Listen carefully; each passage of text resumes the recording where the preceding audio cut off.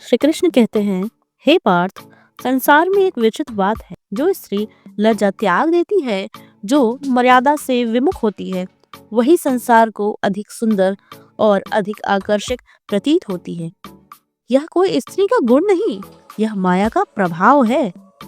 माया केवल आकर्षण से काम करती है, और जो नारी मर्यादा को त्याग कर अपनी देह और रूप को लोक दृष्टि में उभारती है, उस पर माया अपना संपूर्ण जाल देती। हे पार्थ, याद रखना, माया जब प्रबल होती है तो वह सत्य को छिपा देती है और असत्य को रंजित करती है।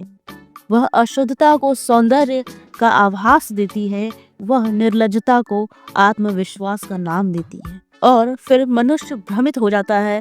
जो स्त्री न लज्जा रखती है न मर्यादा, उसका आचरण चाहे अधर्मय हो, परंतु वह दृष्टि को भाएगी, हृदय को विचलित करेगी, क्योंकि वह माया की पराकाष्ठा है। हे पार्थ, माया का पहला अस्त्र है मोह, और मोह तभी जमता है जब बुद्धि स्थिर न हो।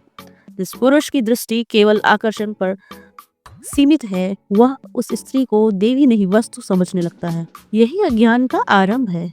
ध्यान दे पार्थ, वह स्त्री जो सादगी, मर्यादा और लज्जा में रहती है, वह आत्मा के निकट है। उसका सौंदर्य स्थायी है, क्योंकि वह धर्म की जड़ में है। परंतु जो स्त्री केवल रूप को बेचती है, दृष्टि को बांधती है, जो नीति, धर्म और संस्कार को त्याग चुकी है, वह क्षणिक रूप से आकर्षक अवश्य लगती है, किंतु वह आत्मा को कचोड़ती है और चित्त को अशांत करती है। हे पार्थ, सुनो, इस ब्रह्म रहस्य को शरीर मोह से सुंदर लगता है। आत्मा ज्ञान से और मोह की सुंदरता तुम्हें रस तो देगी, परंतु शांति नहीं। तो सौंदर्य तुम्हें खींचेगा, पर वह खिंचाव अंत में विनाश की ओर ले जाएगा। पार्थ, जब कोई नारी अपने रूप का उपयोग धर्म के लिए करती है, वह दुर्गा बनती है।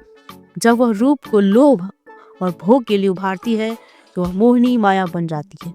अंतर समझो, शक्ति और मोहिनी में अंदर है। हे पार्थ, माया तुम्हें दिखाएगी कि जो निर्लज्ज है वही निडर है, पर मैं कहता हूँ, जो लज्जावान है वही शिव के निकट है।